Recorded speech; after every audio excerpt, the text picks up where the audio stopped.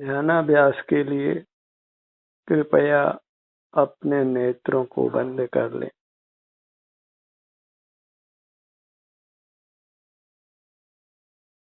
अपना मुख अपनी ओर करें।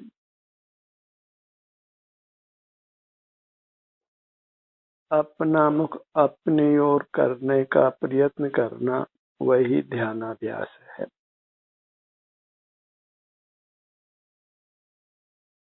ध्यानाभ्यास के सत्र के दौरान हम अपना मुख अपनी ओर रखने का प्रयत्न करते हैं, क्योंकि वह मोक्ष का मार्ग है, सुखी होने का मार्ग है।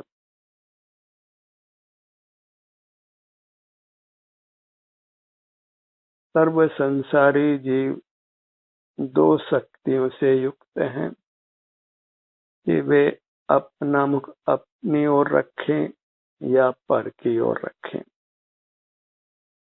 दोनों ही प्रकार की सुविधाएं उनको उपलब्ध हैं। परमुख रहकर वे संसार में परिभ्रमण करते हैं और स्वमुख रहकर वे मोक्ष मार्ग पर चलकर मोक्ष को प्राप्त करते हैं। बहुधा जीव राशि परमुख रहने की शक्ति का ही उपयोग करते हैं। कभी कदाचित जब शरीर में विशेष वेदना हो या आराम की स्थिति हो, विशेष आराम की, विशेष सुख की स्थिति, या कोई कारण पाकर कोई पूछे तो अपना ध्यान अपने शरीर की ओर लाते हैं, पर इसको मोक्ष मार्ग के रूप में नहीं जानते हैं।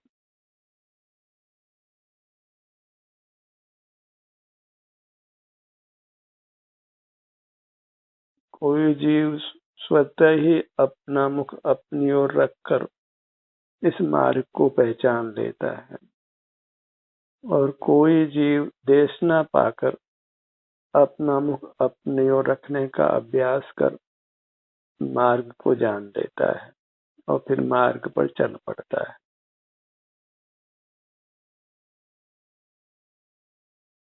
विसर्ग से, मन स्वभाव से या उपदेश से जीव मोक्ष मार्ग को पा लेते हैं। मोक्ष मार्ग पर चलने के लिए ही यह कार्यक्रम समर्पित है, अपना मुख अपनी ओर रखने के लिए।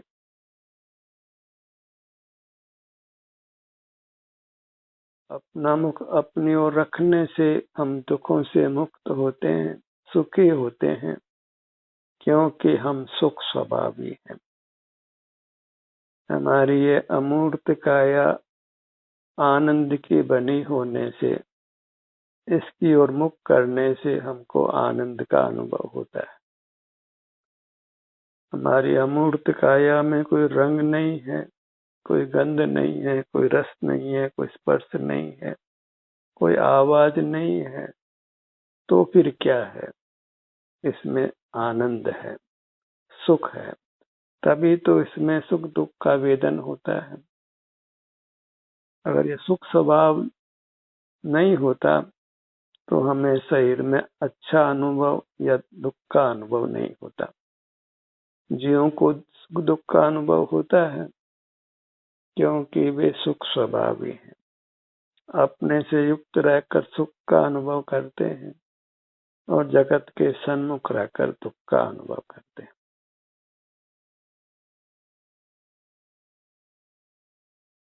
एक शक्ति का उपयोग हमको संसार में रखता है, बहिर्मुख रहने की शक्ति इंद्रियों के, मन के, मस्तिष्क के माध्यम से हम अपना ध्यान बाहर रखते हैं, परमुखी रहते हैं और रागी द्वेषी रहते हैं। बिना किसी की सहायता के हम अपना ध्यान अपने शरीर पर लाते हैं। कोई इंद्रियों की मदद नहीं, कोई मन की, कोई मस्तिष्क की, कोई प्रकाश की, कोई पुस्तक की। हम अपने शरीर के स्वास्थ्य की स्थिति को जांचते हैं, अनुभव में लेते हैं इसके सन्मुख रहते हैं, तो ये शक्ति हमें दुखों से मुक्त करती है, सुख का अनुभव कराती है और कालांतर में सर्वथा सुखी करती है, मनि मोक्ष प्रदान करती है, मूर्त काया के बंधन से मुक्त करती है। फिर इन दोनों ही शक्तियों का कोई काम नहीं है, फिर जीव स्वतः अपने सर्वांग में सुख का अनुभव करता है। जब तक हम मूर्त से बंधे हैं तब तक ये दो वैकल्पिक शक्तियां हमारे पास हैं, बहिर्मुख रहने की और अंतर्मुख रहने की, जगत से जुड़ने की और अपने से जुड़ने की। अब चुनाव अपना है। जो चुनाव करते हैं स्वाधीनता से अपना मुख अपनी ओर रखने का, वे संसार से पार हो जाते हैं।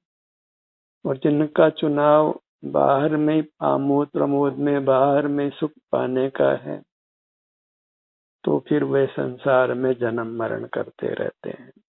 और संसार में तो नाना स्थितियां बनती है, बाल्यावस्था, युवावस्था, वृद्धावस्था, नाना प्रकार की योनियां, नाना प्रकार की गतियां बनती है और दुख के कारण बनते ही हैं। कोई ऐसा जीव नहीं है बहिर्मुख रहने वाला जो ये कह सकता है कि मैं सुखी हूँ, सर्वथा सुखी हूँ और मेरे जीवन में कभी कोई दुख नहीं आया और अभी भी कोई दुख नहीं है। भला भूख प्यास का, सर्दी गर्मी का दुख तो सबको रहता ही है, और शरीर में भी सदा स्वास्थ्य कहाँ रहता है। तो बहुधा जीव राशि कुछ भी करती है, उसको संसार में रहना है, और हमको भाग्य से अपना मुख अपनी ओर रखने का अभ्यास करने का मन हुआ है, उसके लिए हम तैयार हुए हैं।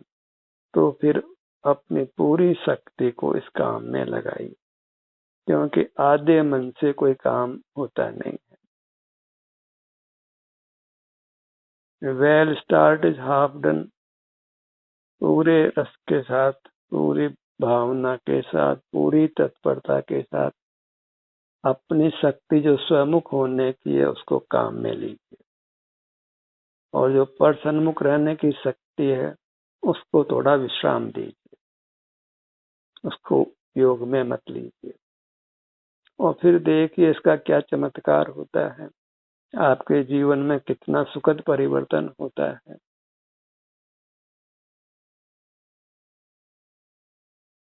इसके लिए अपने ध्यान को आपको अपने सिर से पांव तक रखना है।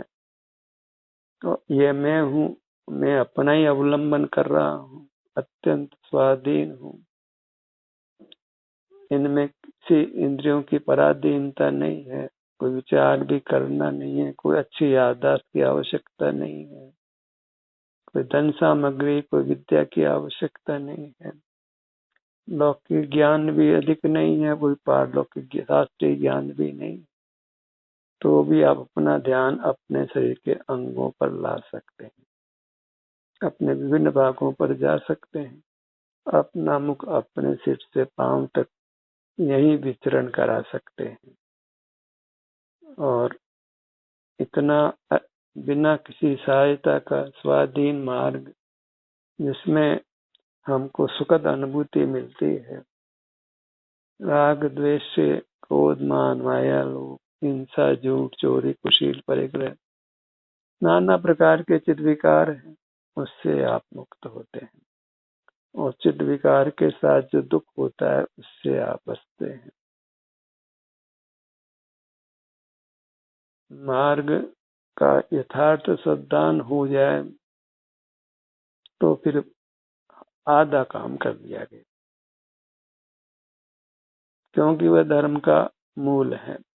मूल हो तो वृक्ष लगता है, मूल ही नहीं हो तो वृक्ष नहीं लगता है। तो नींव को मजबूत बनाइए कि अपना मुख अपनी ओर रखने की जो शक्ति हमारे पास है उसको तो हमने उपयोग में लेना है, और प्रमुख रहने की जो शक्ति हमें इंद्रियादि की सहायता से है, पराधीनता से है, उस पराधीन शक्ति को काम में नहीं लेना है। ऐसा यदि हमारा श्रद्धान उदित होता है, ऐसी भावना हमारे भीतर जागृत होती है, तो एक शक्ति जिससे हम संसार में नाना दुख भोगते हैं, उस शक्ति का उपयोग हम करना बंद करते हैं। और एक शक्ति अपना मुख अपनी ओर करने की है, उस शक्ति का उपयोग करके हम मोक्ष को, निर्वाण को पा सकते हैं। अब वो दोनों शक्तियां हमारे पास हैं। हम ये नहीं कह सकते कि सब हमारे पास शक्ति नहीं है, क्योंकि निरपवाद रूप से सब जीवों के पास ये दो शक्तियां रहती हैं।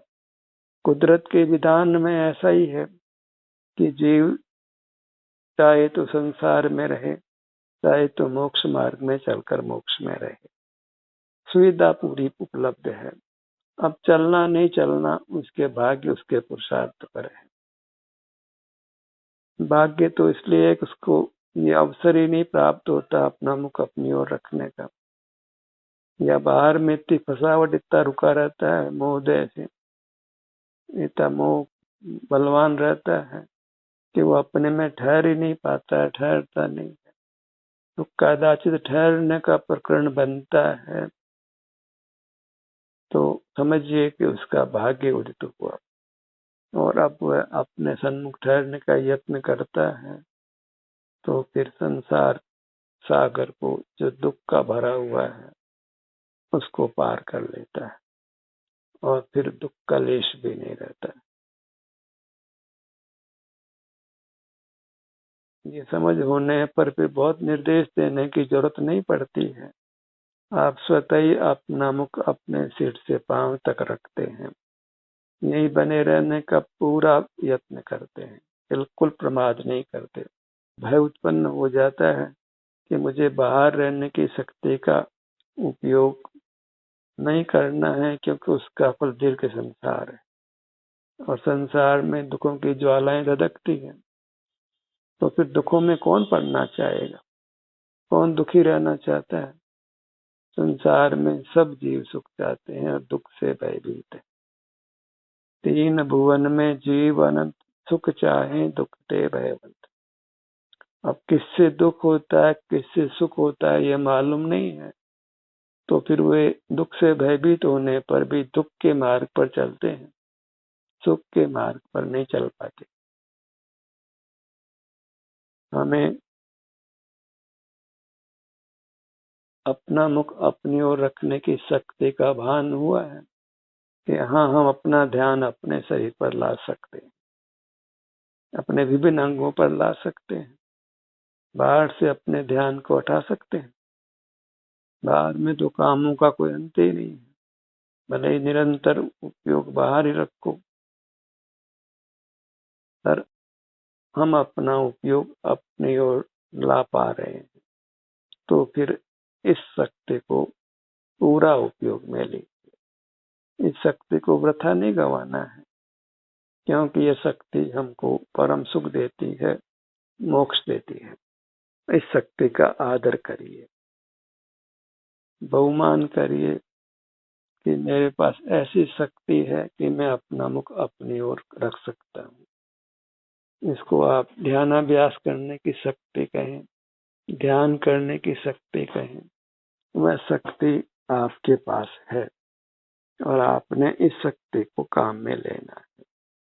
जैसे घर में रसोई का सारा सामान है, हम खाना बना भी सकते हैं, और खाना नहीं बनाए और भूखे रहें तो खाना जबरदस्ती तो हमारे पेट में नहीं जाता है। हम ही उपवास कर लें तो वे रसोई में भले ही सारा सामान हो, हम खाना बना भी सकते हैं, तो वह भोजन हमारे उदर में नहीं जाता है, क्योंकि हमने स्वयं ही उपवास कर लिया है। ऐसे हमने स्वयं ही ये निर्धार कर रखा है कि सुख का प्रयत्न बाहर करना है, बाहर से सुख पाना है, बाहर में सारी व्यवस्थाओं को अनुकूल बनाना है और सुखी होना है। ज्ञानार्जन करके, धनार्जन करके, अच्छा घर खरीद करके, घर को व्यवस्थित रख करके, लोगों से अच्छा व्यवहार रख करके, नाना प्रकार की योजनाएं हमारे दिमाग में सुखी होने की है। अच्छा व्यवसाय करेंगे, अच्छा लोगों से व्यवहार रखेंगे, मेलजोल रखेंगे, अच्छी सामग्री का उपयोग करेंगे, तो इस सब के आधार पर ही हम सुखी होना चाहते हैं। तो फिर कोई दुख नहीं पाता संसार में, क्योंकि ये प्रयत्न सभी कर रहे हैं, तथापि रोगी भी हो रहे हैं, नाना प्रतिकूल संयोग भी मिल रहे हैं, जो चाहे सो हो भी नहीं पाता है। तो ये सब प्रयत्न वृथा है। बस जो शक्ति हमारा ध्यान अपनी ओर लाने की हमको प्राप्त है, कि हम अपना ध्यान चेहरे पर ला सकते हैं, सीने पर ला सकते हैं, पेट पर ला सकते हैं, हाथों पर ला सकते हैं, पाँवों पर ला सकते हैं, और नाना छोटे भागों पर ला सकते हैं। यहाँ ठहर सकते हैं, यहीं बने रह सकते हैं, और इस शक्ति का उपयोग करके हम परमात्मा बन सकते हैं, परम सुख को पा सकते हैं। ये सब कुछ निर्धार हो जाता है, तो फिर हम स्वतः ही अपना मुख अपनी ओर रखने लगते हैं, और आगे आगे सुगमता होती जाती, क्योंकि हमारी वृत्ति में बल उत्पन्न होता है अपना मुख अपनी ओर करने से, जिससे हम अपना को अपने में रोक पाते हैं। और सहज ही कषाय मंद होने से बाहर का कुछ पाने की इच्छा नहीं रहती, बाहर के प्रति उदासीनता हो जाती। तो फिर हम सुगमता से बिना किसी के निर्देश के, बिना किसी के सुझाव के भी अपने ध्यान को अपने मूर्त पर रख पाते हैं और मोक्ष पा लेते हैं। तो साथ साथ किसी को रहना तो नहीं पड़ता है, मोक्ष मार्ग तो अकेले ही चलना पड़ता है। कौन कब तक साथ रहेगा? साथ रहने का तो कुदरत में विधान ही नहीं, भला कौन सदा साथ रह सकता है? हम चाहें कि गुरु हमारे साथ रहेंगे, माता पिता हमारे साथ रहें, तो जिसका संयोग हुआ उसका तो वियोग होगा। तो कोई मोक्ष मार्ग में हमारे साथ चले, ये तो संभव है नहीं। तो हमको अकेले ही अपनी आत्म प्रेरणा से, अपने सुझाव से, अपने निर्णय के बल पर, अपनी समझ के बल पर, अपने अनुभव के बल पर अपने ध्यान को अपने पर रखना है। और अपने अलावा कुछ भी वांछा फिर नहीं रहती है, एक ही और प्रयत्न चल पड़ता है, तो हम अपने गंतव्य तक पहुंच जाते हैं। जब भी हम कोई भी काम हाथ में लेते हैं तो अन्य कामों को छोड़ना ही पड़ता है, सब काम तो नहीं कर सकते।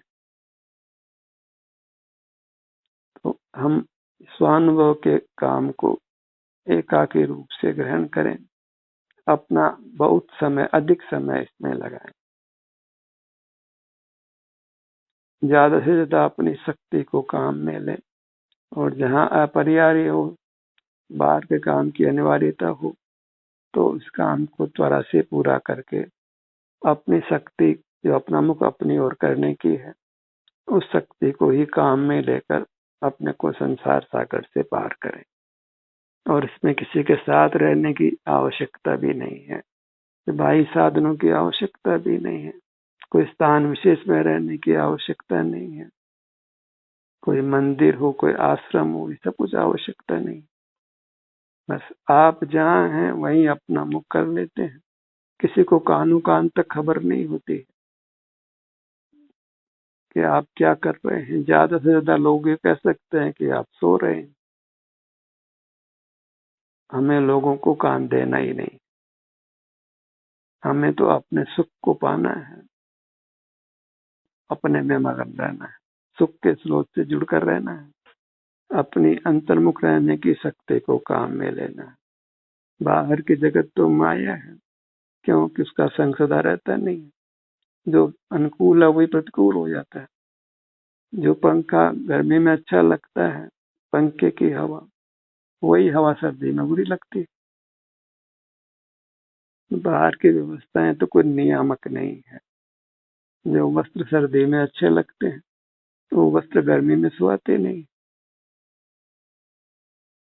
जो भोजन अच्छा लगता है, वो पेट भर खा लेने के बाद वो भोजन अच्छा नहीं लगता है। पर अपनी मूर्ति आपको सदा अच्छी लगेगी। वो कभी आपको दुख का अनुभव नहीं कराएगी। आपको सदा ही अपने सन्मुख रहने में अच्छा लगेगा। तो वह शक्ति जो हमें कुदरत ने दी है, अपना मुख अपनी ओर रखने की, सिर से पांव तक अपना ही आलम्बन करने की, स्वावलंबी बनने की, तो भी परावलंबी क्यों रहना है? जो काम अपनी सहायता से कर सकते हैं वो पर की सहायता क्यों लेनी? क्यों पर की सहायता लेने में पामरता है। बच्चा भी जब अपने पांव से चल पड़ता है तो उसको बहुत खुशी होती है। युवा व्यक्ति जब आजीविका खुद ही अपने विद्या के बल पर, अपने पुरुषार्थ के बल पर पा लेता है, माता पिता पर निर्भरता कम खत्म हो जाती है, तो उसको बहुत खुशी मिलती है। कोई भी हो, एक परिवार जब अपने आवश्यकताओं की पूर्ति स्वयं ही कर लेता है, किसी से कुछ मांगना नहीं पड़ता है, तो वह सुख का अनुभव करता है। तो प्रार्थना भी करता है कि भगवान इतना दो कि मुझे किसी के आगे हाथ फैलाना नहीं पड़े। तो हम भी किसी के आगे हाथ नहीं फैलाएं सुख के लिए। हमें इतनी सद्बुद्धि दो कि हम पर का आश्रय करने की आवश्यकता नहीं पड़े, हम अपने आश्रय से जी सकें।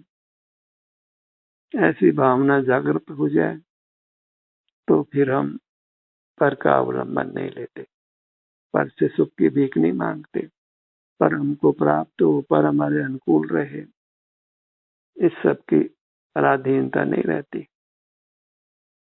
तो एक ही भावना भाई है कि हमको पर के सन्मुख नहीं रहना पड़े, पर के सन्मुख जाना नहीं पड़े।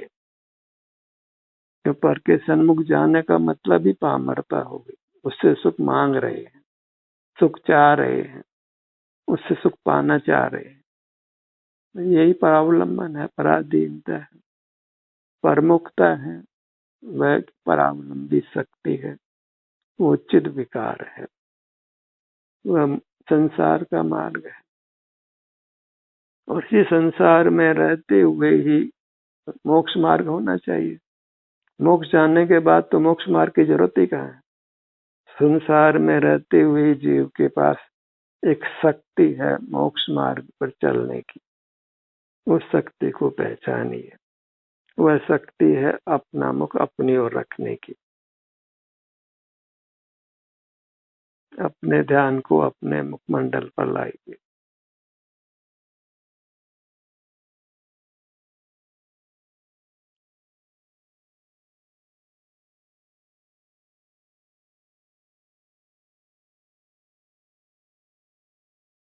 अपने धड़ भाग पर लाइए।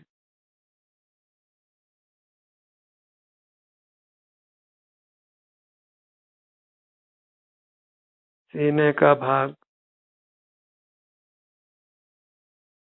पेट का भाग, पीठ का भाग, इस 5-6 फीट की काया में हमको बहुत संबल देने की, बहुत सुख देने की ताकत है। मानो सारे ब्रह्मांड का सुख इसमें है, अपने सिर से पांव तक के विस्तार में। इसलिए इसको 5-6 फीट जितना ही मत समझिए, इस सारे लोक का सुख समेटे बैठा है इतना स्थान। इसलिए अपने छोटे से छोटा स्थान भी वह महान है, परमानंद देने वाला है। ऐसा कुछ अद्भुत स्वरूप है। जैसे हीरे की कणिका भी बहुत मूल्यवान होती है, ऐसे ये 5-6 फीट का जो हमारा विस्तार है, ये महान आनंद देता है।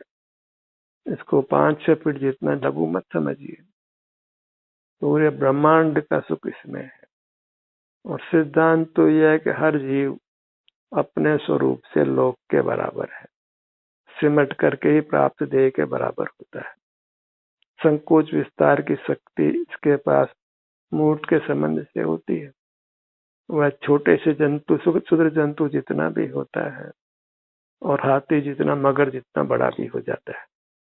1000 योजन का मगर इतने बड़े आकार का भी हो जाता है।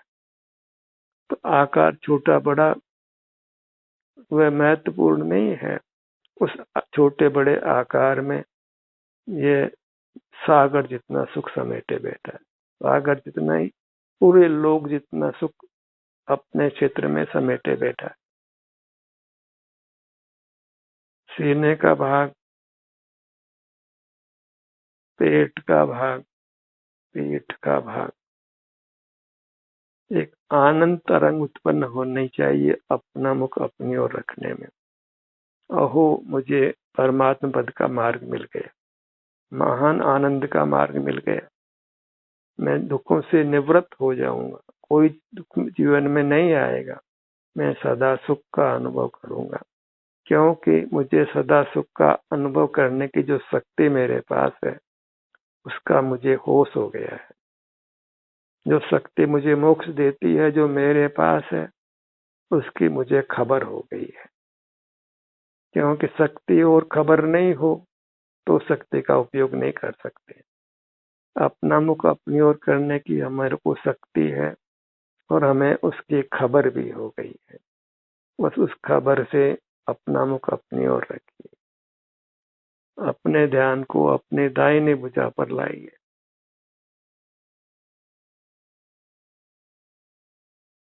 बाईं भुजा, दायां पैर, बायां पैर और हर अंग में नाना उपांग हैं जिनका आप अवलंबन ले सकते हैं, जिन पर अपने उपयोग को ले जा सकते हैं, जिनकी ओर अपना मुख कर सकते हैं। जंघा भाग, घुटना, टखना, एड़ी, अंगुलियां, पगतली, ऊपर का भाग, ऐसे नाना अंग उपांग बनते हैं। अंग फिर उपांग छोटे छोटे विभाजन हो जाते हैं। एक एक परमाणु को हम सिर से पांव तक रखें तो असंख्यात परमाणु सिर से पांव तक रखने में आएंगे। इतना बड़ा हमारा विस्तार है और यहाँ तो एक एक परमाणु के स्थान पर हमारे बहुत अधिक प्रदेश सिमटे हैं, क्योंकि हम संकुचित हैं। हर प्रदेश में, हर छोटे से भाग में अनंत आनंद भरा है, उसमें अनंत आनंद देने की सामर्थ्य है। ऐसे कोई हम महान महान तत्व हैं। आखिर तो स्वरूप से हम परमात्मा हैं, बस हमको अपनी महिमा नहीं आती है क्योंकि अपना मुख अपनी ओर करते नहीं। एक बार जीव अपना मुख अपनी ओर करने का अभ्यास करे, जिसको हम ध्यानाभ्यास कहते हैं, तो फिर उसको रस जागृत होता है, आनंद का अनुभव होता है और एक भावना जागृत होती है कि मुझे इस आनंद को पीना है, इसी आनंद को बढ़ाना है और पूर्ण करना है। तो फिर वह अपने सन्मुख ठहरने का बार बार प्रयत्न करता है और फिर संसार सागर को पार कर लेता है। ध्यान का सत्र यही समाप्त होता है। आपकी सहभागिता के लिए धन्यवाद।